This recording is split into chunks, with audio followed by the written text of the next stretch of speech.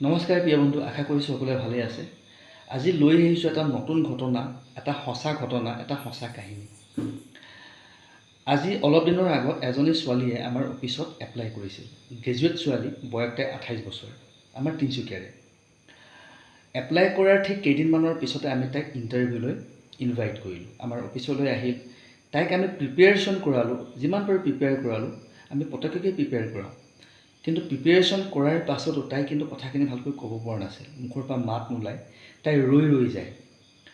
Confidence level একদম নাছিল, আৰু কথাত আছিল এক বিষাদৰ ছায়া, যেন তাই এক ডিপ্ৰেশ্যনতহে আছে।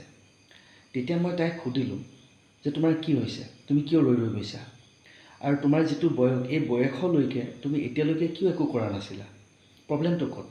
তেতিয়া তাই ক'লে যে ছাৰ মই চাকৰি এপ্লাই কৰিছিলোঁ, দেউতাই পুলিচত কৰে, পুলিচৰ চাকৰিও এপ্লাই কৰিলোঁ, কিন্তু মই চাকৰি নাপালোঁ।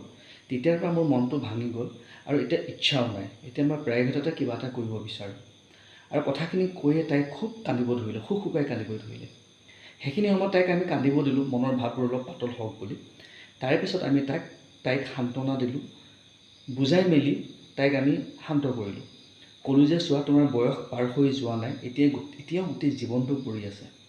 কৰোঁ বুলি ক'লে এতিয়াও তোমাৰ ওচৰত যথেষ্ট সময় আছে, ঠিক আছে?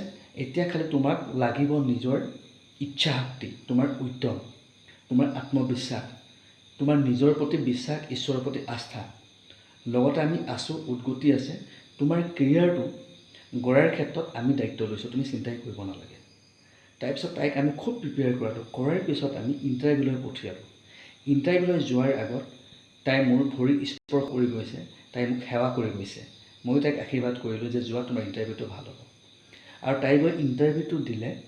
ইণ্টাৰভিউটো দিয়াৰ লগে লগে ইণ্টাৰভিউটো যথেষ্ট ভাল হ'ল, আৰু তাই কেইদিনমানৰ পিছতে এপইণ্টমেণ্ট লেটাৰ আহিল।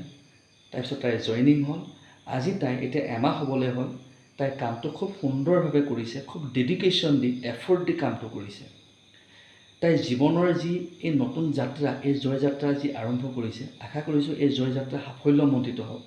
ইয়াৰ কাৰণে আপোনালোকে সকলোৱে কামনা কৰিব, আশীৰ্বাদ কৰিব, আৰু লগতে তাইৰ আমি উজ্জ্বল ভৱিষ্যত কামনা কৰিছোঁ। এই ধৰণে লৈ আহি আমাৰ অফিচত উদ্গতিত ঘটি থকা সঁচা ঘটনা কিছুমান প্ৰত্যেকবাৰতে চাবলৈ নাপাহৰিব। লাইক কমেণ্ট কৰি আগলৈ শ্বেয়াৰ কৰি দিব। Good night.